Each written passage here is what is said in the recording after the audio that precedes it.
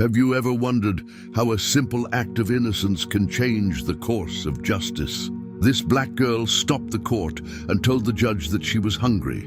She shocked everyone with what she did as Nia stepped in front of the judge. The tension in the courtroom was palpable, with a grave expression on his face. The judge sat behind the enormous oak desk. He was Judge Callisto, and regardless of the person in trouble, he had a reputation for following the law. Nia, a single mother, was in court due to $200 parking charges that she was finding difficult to pay. She tried to justify not having to pay the huge parking fine as she stood tensely in front of the judge. The judge was being distracted by the audience members' whispers as they attempted to predict the result. "Order in the court!" he shouted, banging his gavel. The court fell silent. Then a high-pitched voice interrupted with the request for hamburgers. The tiny voice was speaking next to Nia. That was Nia's 6-year-old daughter, Maya. Nia and everyone else in the courtroom gasped. Normally, everyone would have laughed at Maya's innocent comment, but Judge Callisto's court was renowned for its severity. This kind of immature outburst was unprecedented and inexcusable. Nia's blush turned scarlet with shame. Had her kid, who was 6 years old, just destroyed their hopes of escaping this situation? Nia gave Maya a worried glance, but the young child only stood next to her mother, her eyes wide and innocent. Judge Callisto appeared unconcerned, though in contrast to the others, his eyebrows shot up in surprise, but his face was devoid of rage. Nia bowed before Maya, swiftly telling her in a whisper that they were not allowed to interrupt the judge. They had hoped that Maya's presence would placate the judge, but she now worried that this immature outburst would anger him even more. She was a little ashamed, especially after realizing that they probably came across as careless because of Maya's outburst. Judge Callisto cast a sidelong glance at the tiny interloper who was restless beside her mother. "Did you say hamburgers, young lady?" The judge questioned Maya in an unexpectedly kind tone. His question was distinct from the harsh statements he typically made in court, with curiosity about Maya's reaction and the judge's potential next move. Everyone was staring at her. Nia held her breath, praying that they wouldn't regret it. However, Maya chose not to respond to the judge's query. Nia glanced worriedly at Maya, who didn't seem to be aware of the tension she'd created. Rather than the judge, the small girl's large brown eyes appeared to be fixed on a painting of a somber-looking man wearing a wig that was hanging on the wall. Nia had a 200% heart rate. This was not working out. Judge Callisto, though, did not blow out as Nia had expected. He just turned his eyes from Maya to Nia for a little while. The quietness persisted, giving Nia the impression of a bug under a microscope. Judge Callisto eventually resumed his speech and questioned Maya, saying, "Is there anything you'd like to tell me, young lady?" But Maya moved forward toward the judge's bench before Nia could respond. She nodded and said, "Yes, sir." She complained to the judge that her stomach was growling loudly. She was getting hungry from all the talking, and she and her mother still hadn't had breakfast. Nia became even more mortified. Her daughter was requesting food while she was attempting to clarify a critical matter in front of a severe judge. The morning rush had been something else, even though she knew they ought to have stopped for something to eat before heading to court. Getting Maya addressed and making sure she had everything she needed were her tasks, making up reasons for Maya's school and work while enduring rush-hour traffic. Now, the judge might see them as even worse. Despite her daughter's candor appearing nice and even endearing, Nia started to apologize, but the judge interrupted her with a slight wave. He warned Maya that, particularly when she was hungry, the court may be a lengthy and dull place. "Why don't you come up here and tell me more about these hamburgers?" he continued. Everyone was taken aback by the judge's inquiry, and even Judge Callisto appeared a little uncertain. After inquiring about hamburgers, Maya looked at her mother to ask for permission, and Nia, not knowing what to anticipate, could only nod. Maya skittered joyfully over to the formidable judge's desk, smiling. She went to the tiny platform before the magistrate's chair with a startled expression. Judge Callisto reclined in his chair and observed her approach. Things in his courtroom did not typically proceed this way. Everyone in the courtroom appeared to be holding their breath, anticipating Judge Callisto's next move. Was he still upset over being cut off? Would he punish Maya for disobeying the judge? Nobody, not even Nia, could have anticipated the judge's unexpected response. Naya's life was a never-ending battle between employment, childcare, and making ends meet as a single mother of her energetic 6-year-old daughter, Maya. With the exception of Maya waking up sniffling and coughing, which is a major warning that a cold is approaching, every morning was an experiment in balancing these demands. Nia had to retrieve Maya's medication before work, but she also had to get to her bakery shift on time. Nia started getting ready as soon as she could. She packed a tiny bag with tissues and mints, wrapped Maya in warm clothes, and made sure she had her favorite stuffed animal for comfort. Sadly, her wishes went unmet as she hurried Maya out the door, praying that traffic wouldn't be too bad. All of the traffic lights appeared to be red, making the typically short drive to the drugstore feel incredibly difficult. Nia was already running late when she made it to the store. Worry was in the air as soon as Nia's car got into the pharmacy parking lot. Regretfully, every parking space was reserved. She noticed a vacant place next to the door, but it was reserved for wheelchairs. Though Nia knew better than to park there, time was of the essence. She glanced at the empty store and quickly did some math. Nia made a poor choice, as Maya was coughing in the back seat. It will only take a few minutes, she told herself. She parked in the wheelchair space, figuring there wouldn't be any cars waiting for her and that she would be in and out quickly. But for single mothers, things never turn out well. The few minutes stretched to 10, then 15, and yet the drugstore line moved slowly, taking an age to sort out each person's prescription. Before Nia, after obtaining the medication, Nia virtually ran back to the car. As she approached her car, she started to worry, since she felt a little bad for taking a chance with the parking space. Had her absence been excessive? When she noticed the vivid orange envelope nestled beneath her windshield wiper, her concerns were confirmed. For parking illegally, there was a $200 parking charge. Nia felt the number like a gut punch for Nia, whose budget was already limited. $200 was a significant blow that accounted for over half of her weekly grocery spending. How was she going to pay for this over the next few days? Nia calculated and rationed. She accounted for lost time on everything, including gas for the car and her daily coffee. Finally, though the $200 restriction on her budget was still a lot, Nia had to acknowledge the truth of the circumstance. She could not possibly afford such a charge. She was faced with a difficult choice. Either she would pay the fine and miss rent payments each month, or she would appear in court and make her case. She wanted to back out at just the thought of traveling to Courtfield.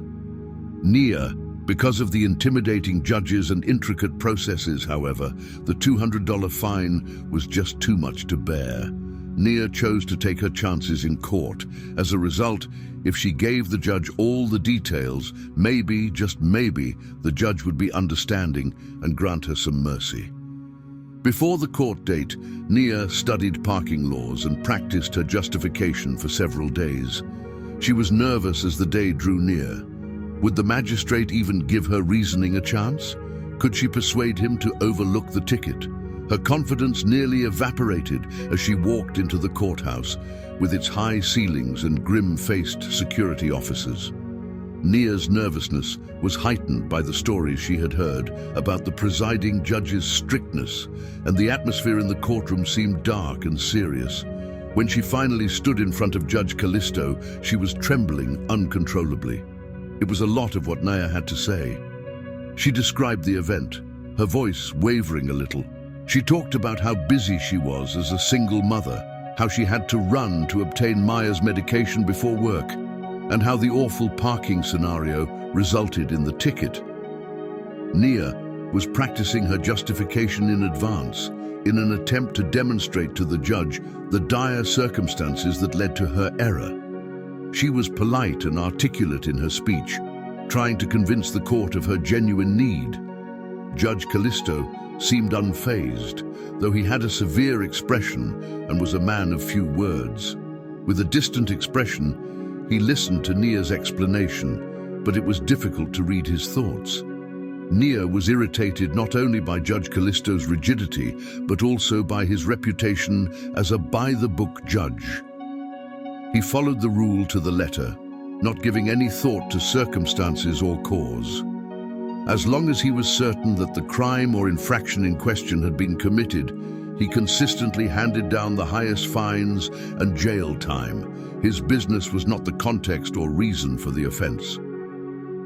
Nia watched the judge leaf through the case file, her heart sinking with every second that passed.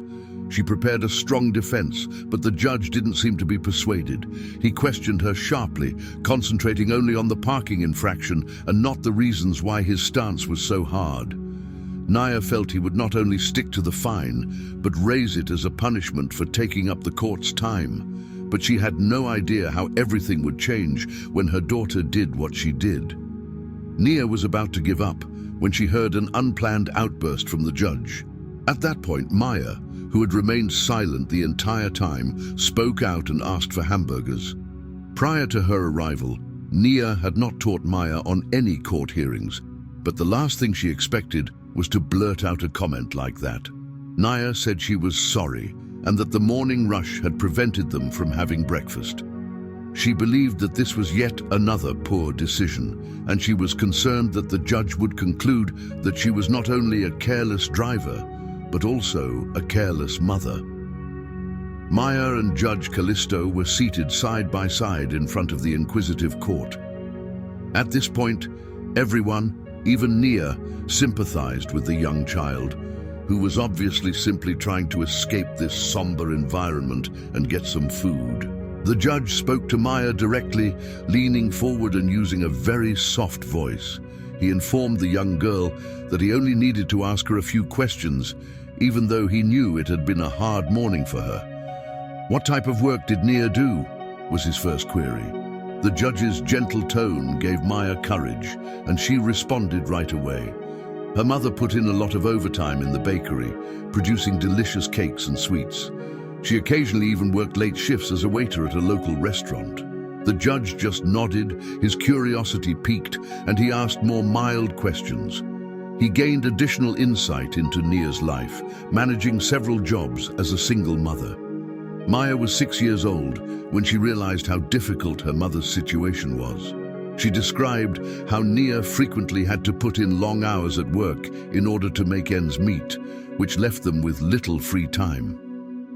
As they listened to Nia's story through her daughter, the courtroom got silent. People who had previously just considered her to be a parking infraction were now aware of her true identity. A single mother who finds it difficult to support her family. Even Maya's disclosure of the tragic sequence of events that led to Nia's predicament was depressing. Maya's words made Nia's heart hurt. Although she hadn't intended to divulge this private knowledge, Maya's candor had a way of revealing things. She felt a rush of melancholy come over her as she thought back to her previous heartbreak. In actuality, her role as a single parent involved more than simply balancing her profession as a child care provider. It also involved a never-ending fight against the previous betrayal that had led to her situation in the first place.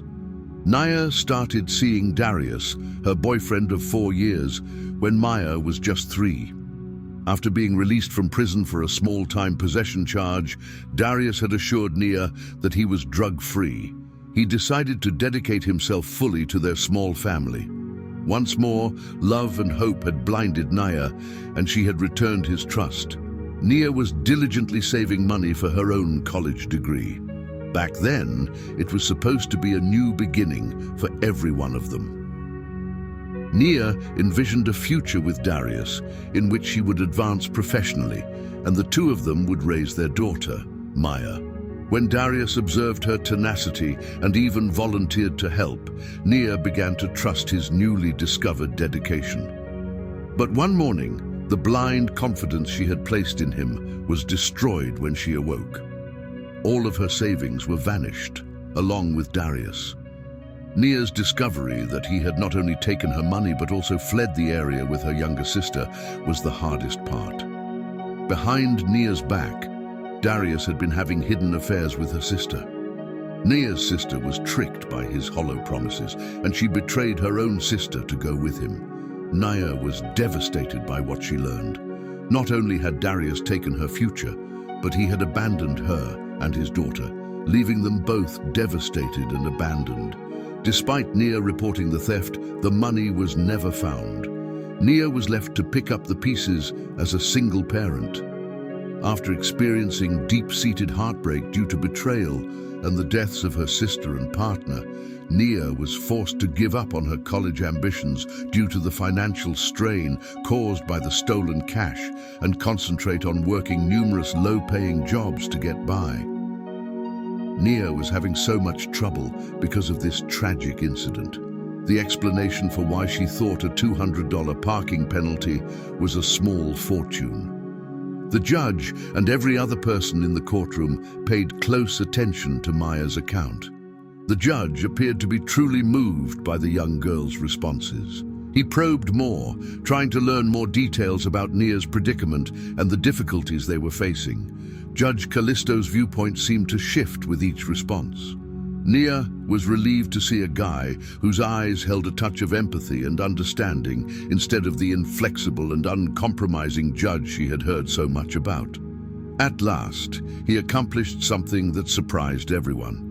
Judge Callisto completely defied convention by addressing Maya directly and asking, "Well, Maya, since your mommy broke the parking rule, what do you think her punishment should be?"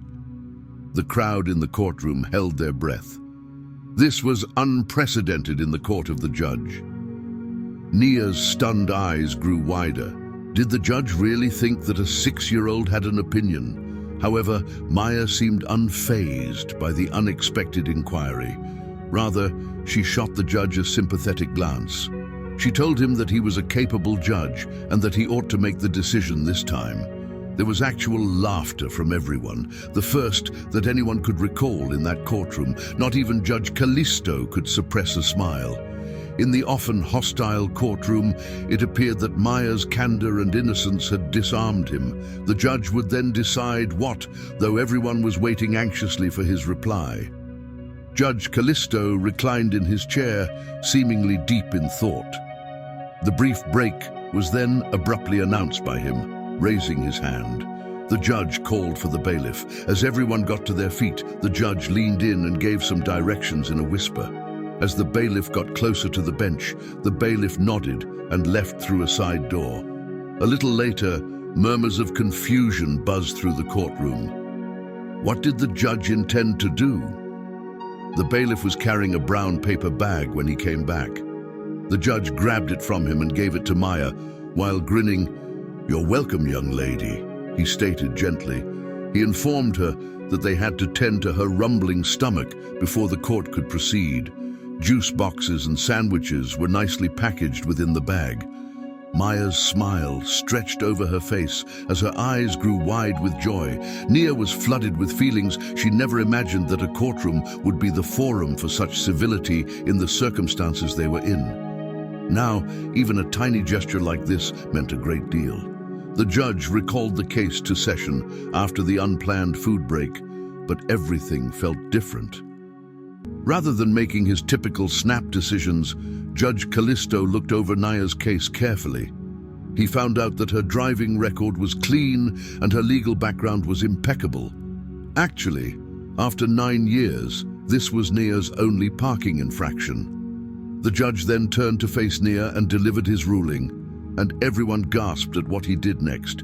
He chose to dismiss the ticket after looking over the information and taking her prior behavior into account. Everyone in the courtroom started applauding. It truly was a day of firsts today. Relief flooded Nia's heart, as though a weight had been lifted off her shoulders. The judge wasn't done, but this was far more than she could have imagined. As he went on, he produced a piece of paper and informed Nia that he recognized the difficulties that come with being a single parent. Thus, a list of available local options for single mothers was developed and placed on the paper.